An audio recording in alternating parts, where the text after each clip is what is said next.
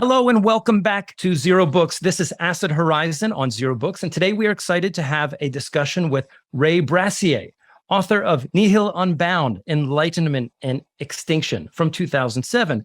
Ray has also made notable contributions to the canon of speculative realist writings. Today he joins us to discuss Herbert Marcuse's 5 lectures, Psychoanalysis, Politics, and Utopia, a classic in the corpus of Freudo-Marxist writings, which now enjoys a fresh reprint on Repeater Books, and there will be a link in the show notes, featuring an introduction by Ray. Today, we intend to recapitulate Marcuse's view and its critical challenges, while also perhaps getting insight into its connections and disjunctions with the current political moment. Ray, thank you for joining us on Acid Horizon and Zer0 Books today. Thank you. Thanks for inviting me. So let's go right to the meat of the book. You've written the introduction, and you've titled your introduction Utopian Possibility, with which you conclude Marcuse's assertion that it may be less irresponsible today to depict a utopia that has a real basis than to defame as utopia conditions and potentials that have long become realizable possibilities. In view of this claim, you hold up the importance of Marcuse's intellectual legacy as being more important than ever. Could we begin with providing an overview of Marcuse's reading of Freud in these lectures and how he arrives at his utopian hypothesis? Also, what do you think Marcuse offers with respect to the utopian possibility that makes his work stand out amongst others of its kind?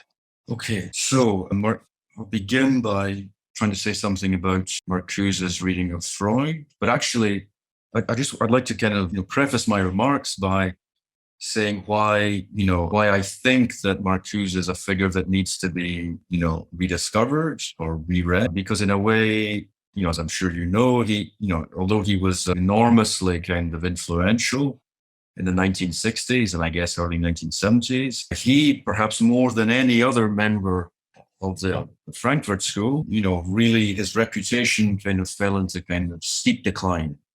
And he became as unfashionable in the 1980s, 1990s, as he was once, celebrated. And there's a tendency I've noticed, and it's, I quote someone who says something to this effect in my introduction, to, in a way, to dismiss Marcuse as a lightweight, compared to figures like Adorno and Walter Benjamin, as someone who was a kind of a pop philosopher, who had a gift for activist rhetoric, but who is not a thinker of the first magnitude, not a really deep thinker in the way in which, his friends and colleagues in the Frankfurt School. And I think that this is unjust. I think this does a great injustice to Marcuse. I think he's a really deep and significant thinker, and he's been, I think it's important to rediscover and to rearticulate his philosophical insights. So that's just a preliminary. And Marcuse is interesting because in a way he's perhaps more Freudian, or he draws more on Freud than his colleagues, certainly than Horkheimer or Adorno, obviously who were influenced by Freud, but more skeptical vis-a-vis the claims of, and more critical vis-a-vis, some of Freud's more speculative meta-psychological thinking. And Marcuse uses, the Freudian kind of drives, and also what he takes to be the kind of, the conflict between libido and thanatos, or eros and thanatos, and makes this into this kind of fundamental, motor of socialization, but also of possible revolutionary transformation of social revolution. And he does this in a way, so his claim is, I'm trying to reconstruct the basic argument as I understand it, which is simply that civilization is founded on the repression of desire, and capitalist civilization represents an intensification and, in a way, the sophistication of the means of repression. And in a way, what he means by one-dimensionality in his famous book, One-Dimensional Man, is that capitalism is rewiring the unconscious. Capitalism is, in a way, kind of reshaping the drives and reshaping, the contours of psychic desire so as to subjugate it entirely to requirements of its own eternal reproduction. And on the basis of the starting points, Marcuse's argument is that, in a way, capitalism has reached such a degree of sophistication in allowing us in the means of repression that it undermines the need to repress. The intensification and the expansion of the means of repression gradually erodes the social need for repression. So in a way that there's a kind of, or as he puts it, I think in one of the essays in the book, that the boundary between necessary and surplus repression becomes corroded by the development of capitalist technology. Okay, so there's this kind of expansion of surplus repression, which undercuts the need for, or in a way kind of renders the boundary between necessary and surplus repression. And hence, so his argument is that this means that it's actually a kind of Hegelian kind of version of Freud, because if repression is understood as negation, then the intensification of surplus repression leads to a negation of the negation, which interestingly doesn't simply release a pre-existing drive. It's not as if there's this pristine transhistorical unconscious which has always been repressed and which is finally which needs to be kind of set free or released. It's that in a way the unconscious of the drive is indissociable from repression. It's shaped by repression, so that the sublimation of repression, the social sublimation of repression through automation and technological automation, leads to a transformation. Okay, a transformation in the nature of the drive, of libido. Okay, and I think this is a brilliant argument. I mean, it's obviously there are problems when one looks into the detail, but it's a kind of speculatively, it's a brilliant argument, and it's a brilliant fusion of Hegel and Freud. And it's what makes it particularly interesting is that utopia, where either one thinks, okay, that communist utopia is simply kind of, is automatically kind of achieved through, the abolition of private property and wage labor in the state, or one thinks that utopia is this transcendent possibility that remains uninvisible, that cannot be positively characterized from the vantage of the capitalist present, which is the kind of let's say, the Adornian position. And Marcuse rejects both. He rejects both the claim that utopia is entirely determinable as the negation of capitalism, of private property, class, state, wage labor, etc., but also the claim that he also rejects the claim that utopia is somehow indeterminable, that we don't have we can't know what it could be. And he says, no, we can anticipate what it could be. And it's this, because it would be this reshaping or re-engineering of desire, whose logic, whose social logic is invisible. And that's why at the end, that's why I also wanted, in a way, to kind of emphasize those passages, in a way, the most speculative portions of the lectures, where he tries to kind of say that, what he calls, this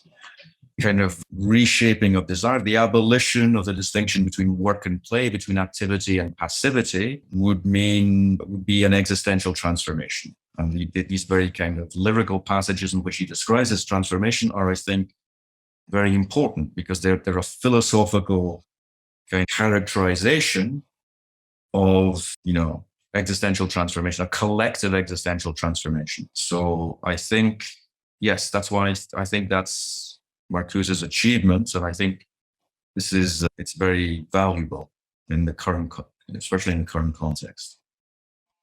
Great. A lot of us here work on Deleuze and Guattari. They factor into somewhere in our academic work, and not only that, we follow the trends from them to the accelerationists. And maybe Adam, I'll let you take this question here, because you're the one who formulated it so nicely.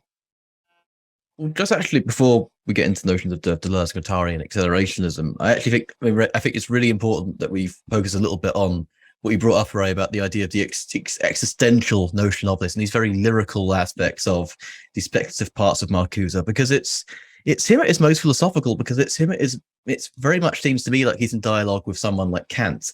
He talks about the idea of the free play of the faculties and this liberated, almost kind of productive force, which is very much similar to how Kant treats imagination as a productive force in the critique of pure reason. And I guess we can draw these two into a similar debate, actually, because in a way, the anti-Kantian dimension of what Marcuse is dealing with here is about this, against this idea of the purely management-based form of the negative.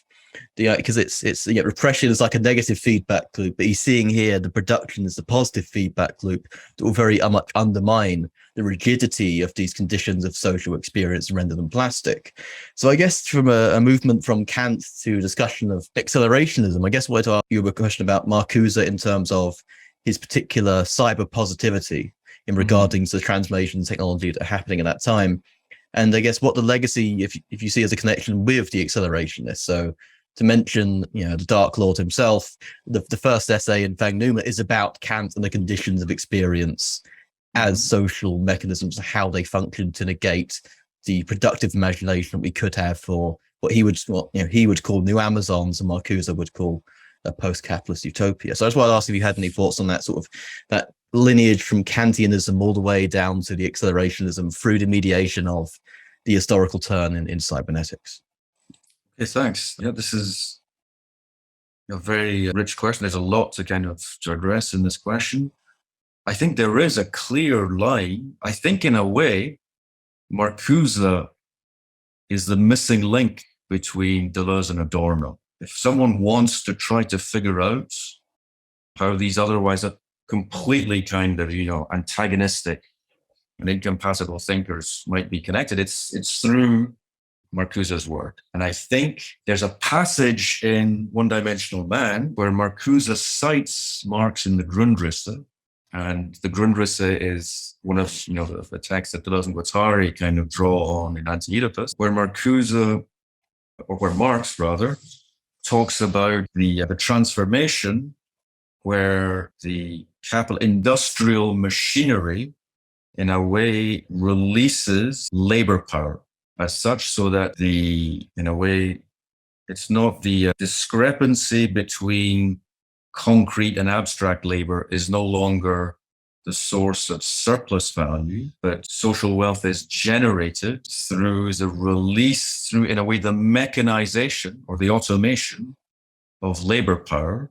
And in a way, it's machinic subjectivation. Okay, so it's industrial subjective. And it's a really remarkable passage in Marx, which, I'm a bit wary of just trying to paraphrase or explain what's going on there, because there's a lot. It's a very dense passage, but the basic idea is that in a way it prefigures what Deleuze and Guattari call machinic surplus value in Anti-Oedipus. Okay, the idea that there's a source of surplus value which would not be tribute to the exploitation of labor power.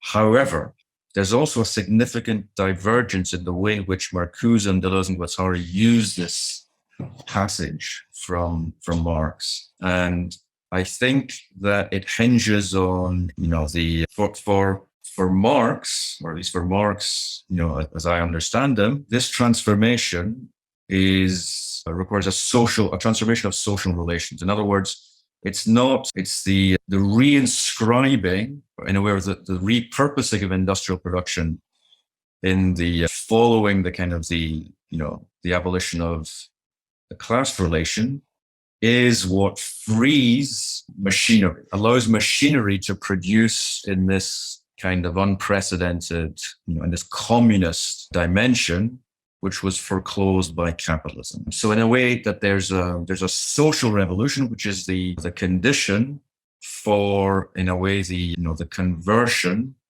of production from the production of exchange to the production of use. Okay, because capitalist production is the production of exchange value, of abstract value. And in a way, all capitalist production, all that is ever produced under capitalism is surplus value. That's all that capitalism is. Every commodity is the magnitude of surplus value in some sense. Whether it's an iPhone or a chicken nugget, it's just a magnitude of value. And it's only so I take the Marxian point to be is that to release use from its subjugation by exchange entails, a social revolution, the abolition of class and of the class, the separation of the producers from the means of production.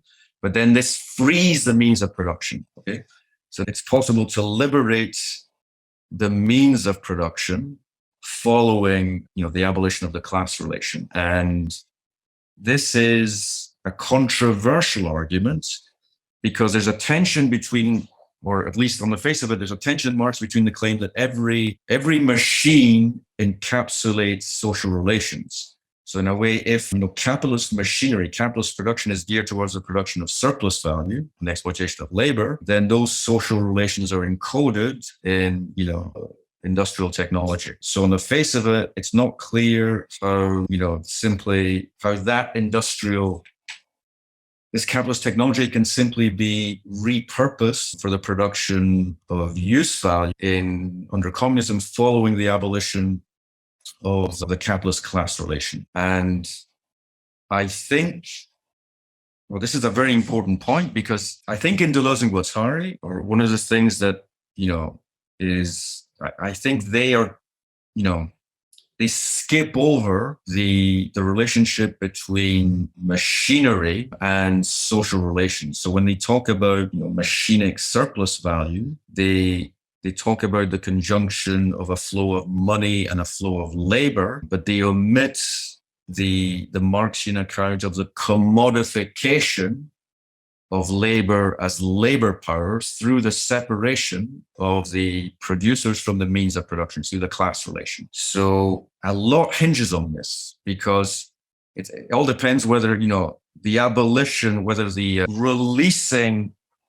the means of production from their subordination to the production of surplus value is predicated on, on one hand, the Marxian account is predicated on the abolition of the class relation, the reappropriation of the means of production by the producers, whereas in the Deleuze and Guattarian account, as I understand it, that in a way the class relation is no longer, or it doesn't seem, or at least it's not obvious, what role it plays in the account they give of, releasing production. Okay, the decoding, the ultimate decoding of flows, and not to be very, very simple about it. This is the difference between between communism and certainly accelerationism in the Landian register. Okay, in the the accelerationist fragments, you all know this passage, but they say it's not about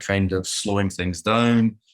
It's about, we must accelerate the process, go even further still in the direction of marketization, the commodification and marketization. Okay.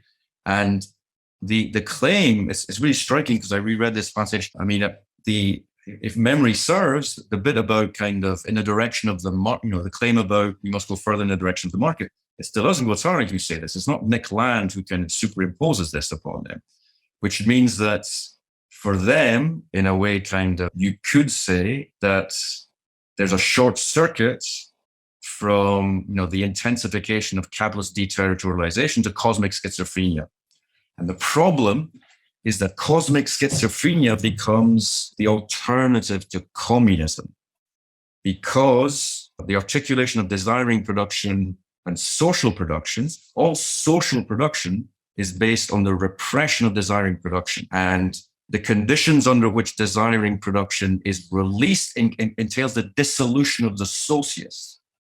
That's why communism the term communism only crops up once in Anti-Oedipus and then is pejoratively in the context of, Soviet communism.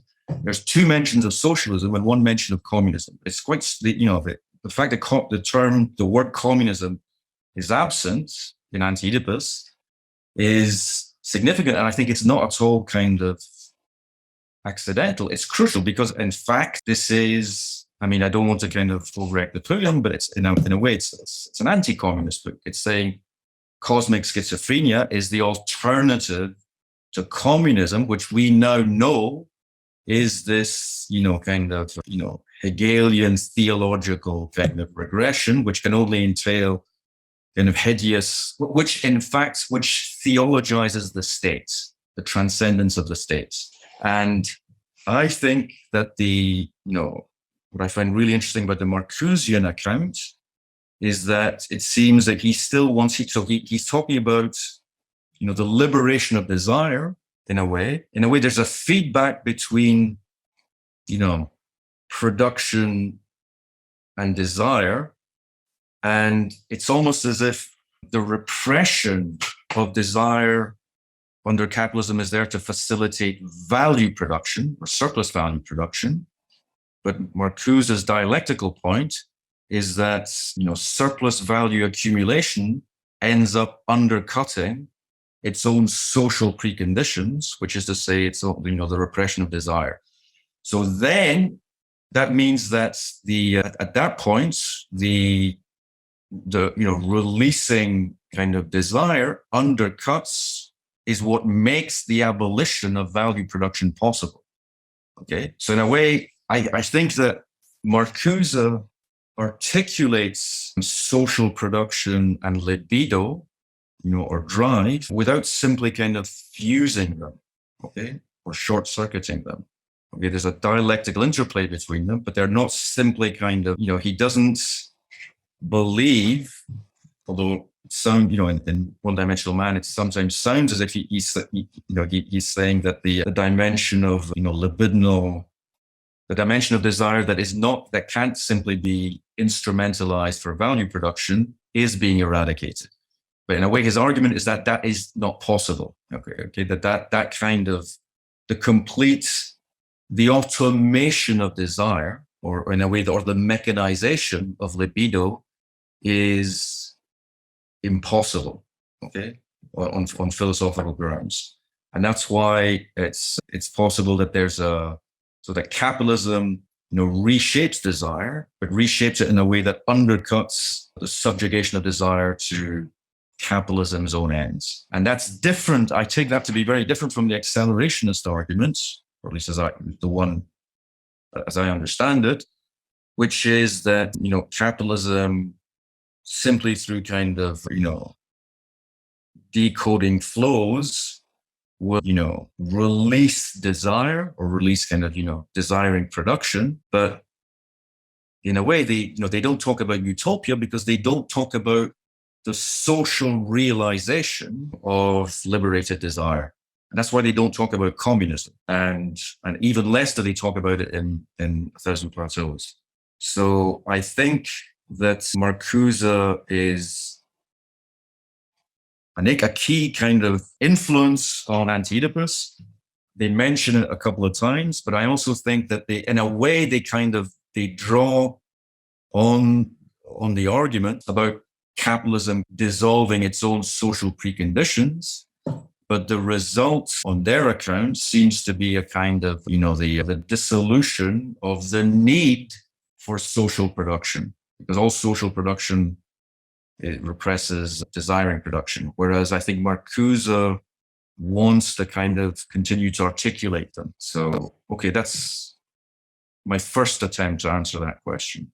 Absolutely. Thank you so much. Yeah, I really think, that with the break between the Landian conception, where it is this nomadism, this complete sort of flowing outwards. If anything, it's kind of closer to the kind of more delibidinalized kinds of exploration would get, say, in the work of Shenishek and Williams, with the idea of the liberation of desire. And of course, it's with Fisher. I mean, his break of land is completed when he turns back to Eros and civilization in the introduction to the acid communism project, where it all becomes primarily about this very cyber-positive liberation of desire articulated through the social. But rather we could talk about phrases. Matt, I know you have a question as well. Sorry. Yeah, thanks. And really enjoyed that answer. And also just reading this book, because for me, One Dimensional Man was actually one of the most important books I ever read. It was one of the first I read of sort of, let's say, Marxist theory or, critical theory or anything like that. So it's really good being able to go back to Marcuse. And I wanted to ask you a little bit about this distinction that Marcuse sets up. I think you mentioned it a few times. We haven't sort of pulled it apart yet, which is the distinction he makes between, what I think he calls necessary and surplus repression, which, at least to my understanding, goes back to, was rooted in Freud's claim in civilization and its discontents. But possibility of civilization is premised upon the repression of a certain level of desire, that there are certain things which we might want to do, but we simply have to not allow ourselves to do if we are to sort of maintain civilization and get the greater benefits of, literature and language or whatever. And I'm hoping we talk have a little bit back and forth about this idea of sort of necessary and surplus repression. It does a lot of work in Marcuse. And as I was reading it, I was also thinking back to One Dimensional Man, where he talks about, I might not get the terminology right, it's been a few years since I last read that book, but sort of false needs or sort of, there's this idea that part of what capitalism does is it essentially produces desire in a way, or you might call it need, but you can sort of think of it as desire within us as individuals, as consumers and so on, which we then think needs to be and can only be satisfied under capitalism.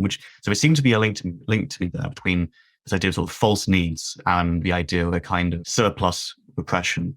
So I was hoping, I guess, as a sort of starting point, maybe we could talk about this for 10 minutes or so. Could you tell us a little bit more about, just for listeners who haven't read this and so on as well, what's going on in this distinction about necessary and surplus repression, and how does it relate to Freud, and maybe a little bit about One Dimensional Man there, if you think there's a link that I'm not entirely wrong about? Sure. No, thanks. That's a very good question. And in fact, I think this is where the difficulties begin for Marcuse's accounts. And I think this distinction is crucial, but I think it is very difficult, if not impossible, to sustain this distinction between necessary and surplus repression. Why? And in a way, Marcuse himself kind of seems to realize this, because in a way, he says, like a good kind of, Marxian Hegelian, that, there are no needs that are not historical. Okay, needs, there is no kind of like innate kind of, eternal realm of need, that remains constant throughout human history. Okay, so what human beings need, to survive is kind of historically shaped. Now, so on the one hand, you say, well, what about kind of, food, clothing, and shelter? Okay, food, clothing, and shelter seems to be this baseline of need, but of course, one quickly realizes that, the kinds of foods that human beings, need, and, not to mention kind of, clothing and shelter, is indissociable from social relations. Okay, so even that is socially mediated through and through. And that's why, in a way, need is a social category. It's a social and historical category.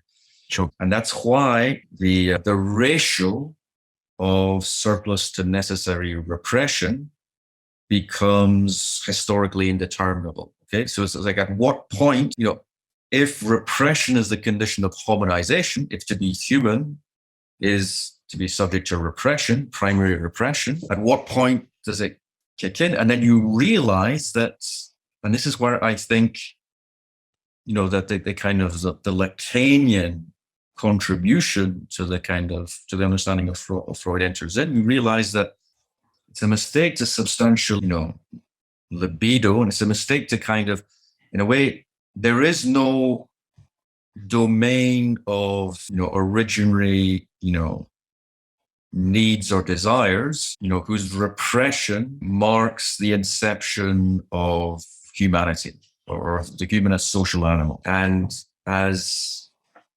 Alenka Zupanchik points out, who I think is very clear about kind of explaining this, is that, there's a sense in which the drive, it's not as if like the unconscious is this substantial reservoir, it's this of forces which pre-exists repression. The unconscious is constituted by repression, which is to say that, what is desired or, what is wanted, what is compulsively kind of wanted, is always constituted through primary repression. And therefore, Freud's myth of the primal horde, it's the murder of the primal father is what institutes the kind of the law, the figure, the interiorization of the murder of the primal father is, ends up being kind of, the guilt that the kind of the horde experiences afterwards leads to the introjection of repression and the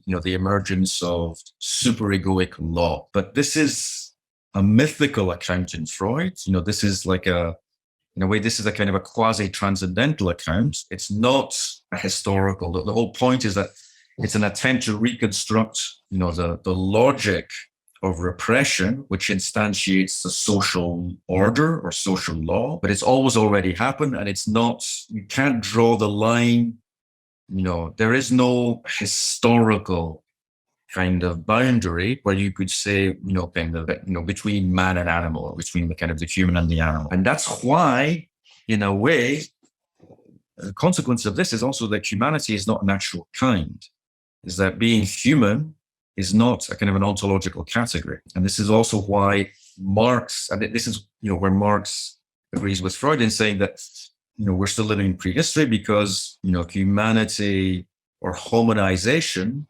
is a process that is constantly underway, that has never been kind of definitively accomplished. And, exactly what it means to be human is yet to be determined. I think that there's a critical kind of point to make about Marcuse's account is that in his account of primary repression, which is supposed to kind of, in a way help demarcate the division between kind of necessary and, surplus, between the necessary and surplus repression, there's a claim that originally there's a positivization of libido. The claim that originally libido is not, localized. It flows over the kind of the entire, it suffuses everything. Libido suffuses everything, not just the human organism, but man's inorganic body, the earth. This is very close to Deleuze and Guattari. This is another point of contact with Deleuze and Guattari. And in a way, it's the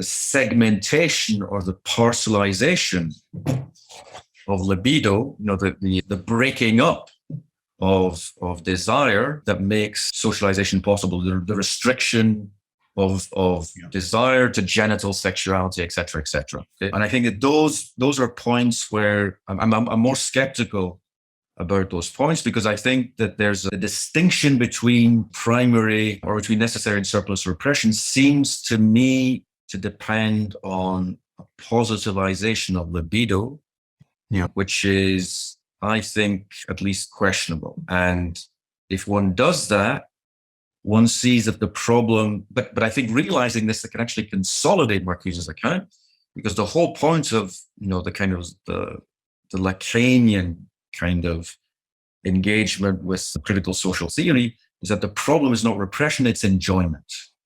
So it's the problem, the real question is not between, the real issue doesn't have to do with kind of the necessary and surplus repression, but between necessary and surplus enjoyment. Right. And in a way, I think that distinction is more useful or can consolidate Marcuse's account, because that's really what he's talking about when he's in One-Dimensional Man, is that capitalism, we learn to enjoy, we enjoy capitalism, we enjoy, all this stuff. Yeah. And this enjoyment distracts us from our unhappiness, because enjoyment is not pleasure. The whole point is that enjoyment is not pleasure. Yeah. So we are enjoying ourselves to death. And that's exactly what capitalism makes us do. So in a way, I think that there's a real problem with this distinction between necessary and surplus repression. But actually, I think if you recode it in terms of enjoyment, you can salvage Marcuse's account.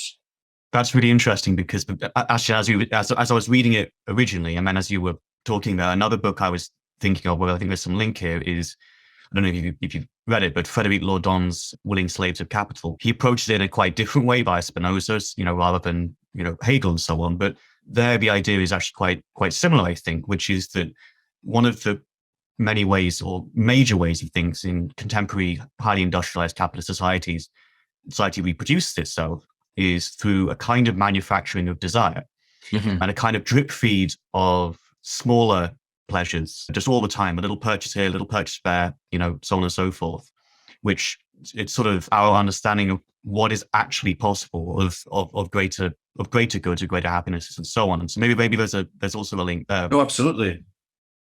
And that's some interesting links now that I think about it. And I can see why you're sort of going back to Marcuse today. I can ask one final thing, and then I know Will has a question as well on sort of near this topic. So again, this distinction between surplus and necessary repression. My understanding is that, and I'm just trying to sort of give a broad characterization of Marcuse's argument, is that there's a degree to which certain desires are basically always going to have to be pressed on some level in order for us to have some kind of functioning society. But part of what's happened in the development of capitalism, or at least in the development of the technical composition of our society, is that what was once perhaps necessary at a certain stage is massively out of alignment with what we have now, such that the existing means of production, if they were to be repurposed through new social relations, i.e. something like communism, could instead be made to realize this greater possibility of freedom, which capitalism at once makes possible in a certain sense through accelerating the development of, equipment and so on. But on the other hand, prevents us from ever actually achieving in this deferral of, I think you talked about in your introduction, the way that the worker defers their temporary pleasure in the idea that, the individual does that, such that society can reap the greater rewards, but never quite pays off in for any individual in particular. Is that sort of a broadly accurate account? Because I think, would you like to add anything to? No, that's completely accurate. That's completely accurate. And yes, I guess, the point is that we're socially compelled to defer gratification. We work, we have to work in order to be allowed to enjoy. But in a way, the enjoyment becomes a kind of just the indissociable from the work. And actually, this is the point, so the distinction between labor time and free time, or between work and leisure, they're two sides of the same coin, which is why, and this is already in Marx's account of alienated labor, that even the way in which we enjoy under capitalism is alienated, which is to say that it's something that actually prevents us from being happy. And not because Marx thinks that there's a kind of transhistorical human essence, there's a right way to be human, but simply because in a way, because it preemptively restricts, because in a way it's capitalism that enforces a regime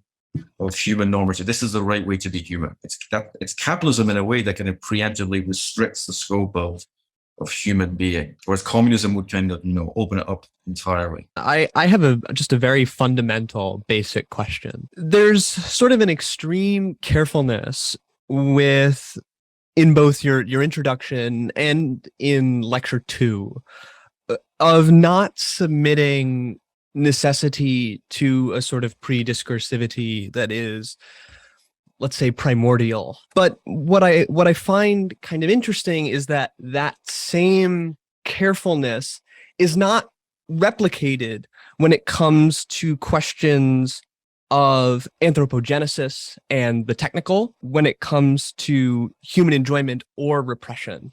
If we are, this is in line with Adam's thinking, if we are to try to see Marcuse as developing along the lines of a kind of cyber positivity or a sort of unlocking of productive capacity, how are we supposed to then understand Marcuse on the relationship between exchange and use, and the passage from exchange to use, if we're leaving, say, both machinery and these two modes, repression and enjoyment, in sort of a realm of kind of a cohabitated primordiality? Okay, let me try to answer to say, to respond to the part of your question about use and exchange, because I'm not sure if I'm going to be able to, respond adequately. But tell me, I'll say, I'll try to respond, and then you tell me, if I'm addressing your concern. So you're right that, in this, when I mentioned kind of this passage from the Grundrisse that Marcuse quotes approving about releasing, use value from its subordination to exchange value. Well, the problem, which, I did skip over, is that there's a sense in which, use and exchange are the two dimensions of the commodity. So you can't simply separate, or you can't simply abstract, use value from exchange value, because they're locked together in the commodity. And in a way, the use value of a commodity is there as a support for its exchange value, because capitalism doesn't produce things that human beings need. It makes human beings need what it produces, okay, in order to kind of keep, producing, maximizing, exchange value. So the question is that, a capitalist machine is designed to produce surplus value, okay? And it's, that the use value of the commodities it produces together with its use value under capitalism is entirely kind of subordinated to this production of value as such.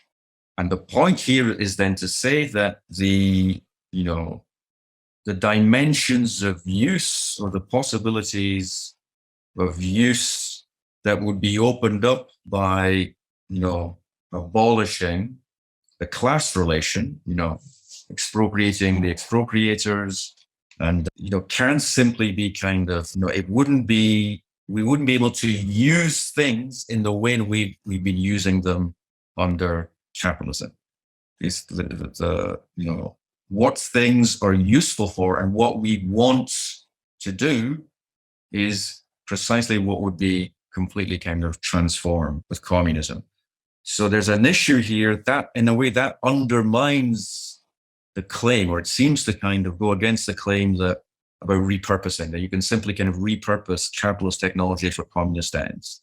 Why? Because the social relations, if purposes are a function of social relations, of an ensemble of social relations, once you reconfigure social relations, you completely reconfigure the means and the ends pursued by human beings. And it's not clear then that, capitalist technology would be adequate. But I take the point then to be that there's going to be a necessary transformation, is that the transition, this is where the problem of transition is ineluctable, because if you're going to build a new world, you have to build it using the materials, even the junk, the detritus of a capitalist civilization. You can't build a communist reality ex nihilo from nothing. Even if you have to take everything apart, and it looks like you would have to take everything apart, but you would have to, the raw, the materials you would use to build a communist society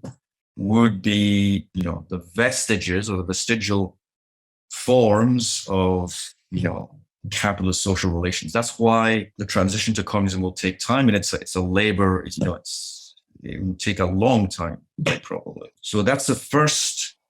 In a way, that's why. I agree that there's something. In a way, Marcuse's account is very abstract, and in a way, or at least in the text I'm familiar with, when he proposes this account, it's quite abstract. And, one needs to hear more about exactly how the repurposing of capitalist technology would go about. And I think that, you use the expression cyber positivity. Look, on the one hand, there's a suspicion that if you simply want to kind of abolish, all these capitalist social forms and the technological instruments that have been generated within those social forms, you end up with an abstract negation. You end up with an abstract negation that can sound like a kind of, Luddite, some kind that invites the suspicion that you think that there's a form of social organization, that it's possible for human beings to organize themselves, which is not technologically mediated, which is not historically and technologically mediated. And So either you think that there's a way of going back, we can reinstate a set of originary kind of, natural pre-capitalist relations that have been perverted by capitalism. I don't think Marcuse believes this. I don't think any kind of, serious Hegelian Marxist believes this. So the point is that communist social relations have to be kind of, engineered using, once, in the wake of the dismantling of these capitalist forms and capitalist structures. But how this will unfold is difficult to kind of, to predict or to foresee. But at least it's clear that what needs to be done is, I think the negation of capitalism must be determined. That means that, there's a very simple kind of injunction for anyone who wants to call themselves a communist, is that no one should go hungry. Okay. If communism entails the abolition of hunger, of human hunger, so that, no one should be kind of, starving, shelterless, naked, etc., then that means that there are material needs that need to be satisfied. And those material needs require, technological resources. We have to find ways to kind of to satisfy those needs. It can't be about reinstating a dimension of need, hunger, fear, and that's the utopian dimension. Communism is the idea that human beings don't have to live in fear. They don't have to, their existence need not be this struggle against, degradation and, humiliation, which is, in a way, the religious viewpoint, the viewpoint that says, human beings are, that suffering somehow makes us human. And I think that Marcuse's kind of, claim, when he talks about the promise of happiness, communism as a promise of happiness, the idea is that it doesn't have to, history as we know it is not ineluctable. It didn't have to be this way, and it doesn't have to be this way in the future. And this is what has to be achieved, is a way to kind of, not just for human beings to survive, but for human beings to be freed from the tyranny of biological need, hunger, the fear of disease, of premature death, etc., etc. So that's one half, but that's only addressing. I don't know if that even addresses a part of your question. If you can continue, and I'll try to kind of see more about. I think that makes it quite clear about where Marcuse is actually, even in relation to the second part of the question, which is about what is left in the realm of the prediscursive as it relates to it being transposed onto forms of production and forms of exchange and use. I think that can actually be applied to both parts of the question. So I think that's pretty thorough. Okay, good. Great. Ray, I have a question. I'm going to kind of combine themes from two of the questions that I gave you. And then hopefully after we answer this, we can do some of the questions our fans and patrons gave us. I think the concern that I want to raise follows Will somewhat. And it's a large question made in the vein of subjectivity and this notion of productivism versus consumption, and maybe even talking about the real concrete political moment that we're living in today. So one of the questions I said, many leftists today may find little credence in a positivistic theory of progress. I mean, speaking for myself, there are good reasons to believe that the productivism valorized by socialists in the 20th century is either naive or antiquated, especially against the imminent collapse of global ecosystems. Moreover, Marcuse gestures towards a critique of productivism similar to the one made by Bataille, which is, under Stalinism, for example, this notion of productivism that we see in capitalism today was elevated to its most rational limit. And it's obvious in the second lecture that Marcuse makes reference to either that particular argument or one very much like it. And for me, I don't think Marcuse, at least in the context of that particular lecture, satisfyingly turns out of it. He doesn't afford us any additional axioms to this notion of a theory of progress that would allow us to get out of productivity being an end for itself. And so thinking about a figure like George Bataille, for example, if we were to reframe or resituate, our revolutionary consciousness, or, insurrectionary consciousness, if you will, towards the end of reclaiming sovereignty, reclaiming one's consumption for oneself. It would entail forms of resistance that would basically cut against the grain, at least as I see it, cut against the grain of any sort of imminent and present injunction towards a certain kind of productivity. And to put that in very simple terms, just think of what happened during COVID-19. There was a brief moment where there was a kind of refusal of work. Granted, it might have just chalked up to people sort of shifting jobs laterally, but there are places in the United States today where people are finding it more difficult to find employees for certain kinds of jobs, and wages have gone up as a result because there is a demand there. And so it seems to me that an incipient political gesture to realize some sort of revolutionary program, or to, effectuate, this sort of last stage of repression that would get us over this hump into the territory of the utopian, would involve some kind of resistance, some kind of reclamation of sovereignty. I mean, how does that chalk up for Marcuse in very real terms? And do you take issue with any of that? Like, is there a solution within Marcuse's work, or maybe within your own philosophy? I mean, I'm also thinking about your Prometheism a bit here too. I think there's a point at which the Prometheans in all of us, the fire that we need to reclaim, is our sovereignty. And often I think that is most aptly realized in a form of refusal than it is, in terms of accelerating the process, as it were. Okay, thanks. Well, I mean, so I think it's clear that, capitalism is production for the sake of production, and it's what all that capitalism ever produces is abstract value, whose substance is, human labor. So in a way, capitalism, it doesn't, in a way, this is a demystification of capitalism. It undermines the claim that capitalism is endlessly innovative, or also that it produces, that most of what it produces is in fact useless. Or like it has no kind of, is only useful because of the kind of, perverse and kind of, oppressive social relations in which we find ourselves. But there's a lot of stuff that we are compelled to use that we shouldn't have to use, and that it should not be produced at all. So I think that Marcuse is not guilty of extolling productivism. And so in other words, it's not about releasing the productive forces. And in a way, there's a critique of productivism in, late 20th century critical theory, and a productivist paradigm that was held to be kind of parts of the kind of, let's say, kind of worldview Marxism, for want of a better term, which is the claims that, capitalist social relations fetter the productive forces.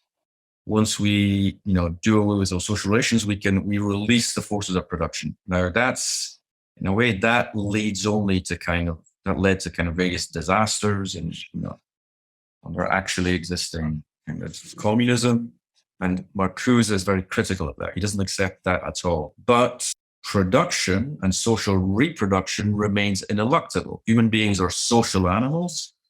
They can only live together, and they depend upon one another. They depend upon each other to produce what they, what they all collectively need to stay alive. And the claim is simply that, they could find ways to organize, their collective social production, which wouldn't entail this, in a way, the kind of the subordination of collective production to the production of an absurd amounts of social wealth for a tiny minority of the population. So the production then becomes, in a way, that the liberation of production as Marcuse sees it, I think, is, so it's neither simply kind of, producing according to these pre-established needs, apart from simply kind of feeding, clothing, and sheltering everyone. But nor is it, I mean, it's not, well, he doesn't want to, he's not fetishizing production or productivity, I think. And in relation to what you said about sovereignty, I mean, could you say, I mean, in a way, I agree that, I mean, the question is whether, I mean, I take that sovereignty, if communism is, the free association of producers, it means that each of us would produce, what they want to produce. And this, production would be, we'd be able to satisfy our desires through producing without anyone having to, to pay the price for this, without any kind of anyone's basic needs having to be sacrificed for the gratification of, a few individuals' desires. And then the question is of sovereignty. Well, I take it, if you mean collective sovereignty, then, because I think individual sovereignty can only be, entails collective sovereignty. No individual can be genuinely sovereign in the kind of the communist sense unless, all individuals, unless humans collectively have achieved social sovereignty, which is sovereignty without domination. Sovereignty without domination, which would mean that, once human beings, once human freedom is no longer won at another's expense, it doesn't entail, the domination of others. That means that the domination of nature could be ended, because the need to dominate nature reflects relations of social domination.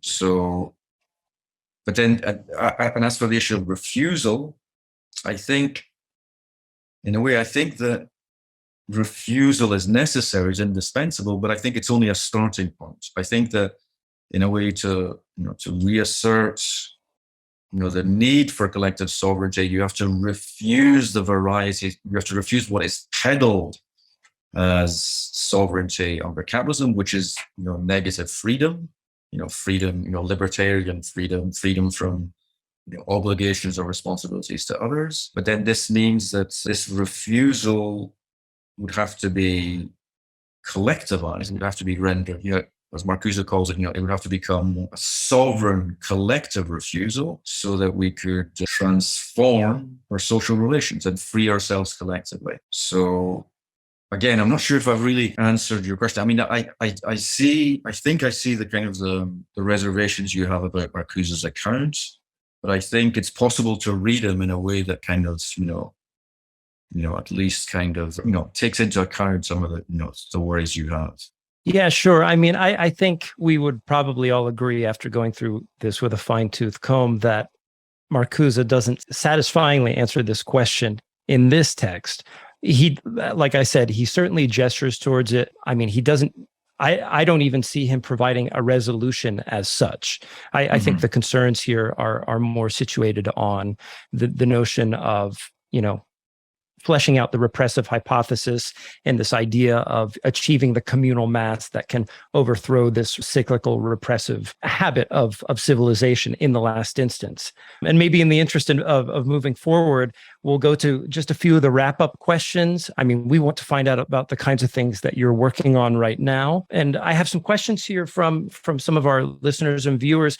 One person wanted to know, I thought this was interesting. As you tend to draw from both continental, like Badiou, and analytic philosophers, Sellers, and so forth, what do you think of the divide as it currently stands? Is it real? Is there something valuable or important that is lost when two schools of thinking refuse to speak to one another? And maybe with that said, I'll lump in another question from a faithful viewer of ours. Who are some thinkers maybe now, maybe it's some of the thinkers that might be from the previous question, do you think are on the horizon or in the sort of contemporary moment that you feel are doing good work and pushing the envelope, as it were, and expanding the horizon of philosophical thought today? Okay, so regarding the analytic continental divide, well, it certainly has an institutional reality. And in fact, it still remains, ineluctable for anyone who wants to kind of, pursue philosophy academically, or who's would like to be to teach philosophy. In a way, you're forced to choose, and not only are you forced to choose between those two, you're either analytic or continental if you want to get a job, but within those, you have to specialize. Okay. And there's an increasing, onus on specialization. Like you have to really kind of to specialize and become more and more of a specialist if you want to get a job. But I think intellectually and philosophically, I think that the division is really very bad. And I think it's been it's really kind of, hinder philosophical debates and the possibility of progress on some kind of fundamental philosophical problems in a way which is deeply unfortunate. I think, the reasons for the division are complicated. I think that there are, I think it took me, a long time to really understand, what was really at stake in the division, and also to understand, what was going on, like what the key thinkers in each of these traditions was actually kind of saying. And I think, whether I like it or not, I am, institutionally, I'm a continental philosopher because what I do doesn't count as analytic philosophy, but I've learned a tremendous amount from, reading, trying to read analytic philosophy. And I think, it has a lot to offer in some kind of areas, not all. I'm not a fan of all of its manifestations, but then nor am I a fan of all of continental philosophy. I think there's lots of continental philosophy that is, not so impressive. But I do think the key thing is, I think Kant, in a way, Kant and Hegel and Marx are the key, axis of division. There's a line from Kant to Marx. I think that understanding that, in a way, what happens in this historical sequence is crucial to understand what's at stake in being a philosopher, what it means to do philosophy now. If you don't, because I think that, in a way, I think that philosophy is between, well, in a way, analytic philosophy tried to model itself on science. It tried to say that philosophy can only make progress through kind of by modeling itself on science, which is to say, using the tools of logical analysis, formalization, being much more careful about specifying what the real problems are, and then working collectively and collaboratively to try to, to solve these problems, in the way in which kind of scientists do. Whereas in the continental tradition, you have supposedly the kind of figure of the great thinker genius, okay, that visionary genius who transforms, whose vision of the problems of philosophy is always unique and sui generis and kind of, can only be kind of understood, from within. And in a way, you could see that there's an objective and a subjective conception of what it means to engage in philosophy. And I think that really, this kind of might sound like a cop-out, but I think philosophy is a combination of both, in that it's neither something that you can approach purely objectively as a technical domain of specific and compartmentalizable problems, but which you can solve through kind of, through by learning certain techniques, nor is it something that involves visionary inspiration. I think, it's something you need to know certain things, to be able to kind of, to be a philosopher. But, how you learn, and how much you know can't simply be kind of, can be purely objectively defined. In other words, you can contribute to philosophy on the basis of, a very, perhaps a kind of, a singular understanding of a problem, or, by reimagining, what's at stake in a problem, and by developing conceptual resources which were not previously available, by inventing something. And I think so I think a bad analytic philosophy suffers from a kind of a surfeit of like technical, mechanical kind of, scholastic objectivism. Bad continental philosophy is excessively, aestheticizing and, tries to kind of becomes a kind of a worldview, or an aesthetic worldview. And I think, the aim should be to kind of, to fuse both are to kind of, to overcome that separation so that you can actually, it's by, trying to understand what has been achieved by certain thinkers and, in certain key texts, you can then kind of discover something or kind of contribute something that isn't simply kind of, in a way that isn't, specifiable, objectively specifiable. You can invent something and produce something that isn't entirely, objective. But that makes it means you're going to have a very hard time, getting a job, unfortunately. So I'm afraid the division is not going anywhere anytime soon, as far as universities go. So it's probably only going to intensify as long as the capitalist university exists. But I have one question. I've actually been wondering this for like a couple of years now, just out of sort of almost personal curiosity.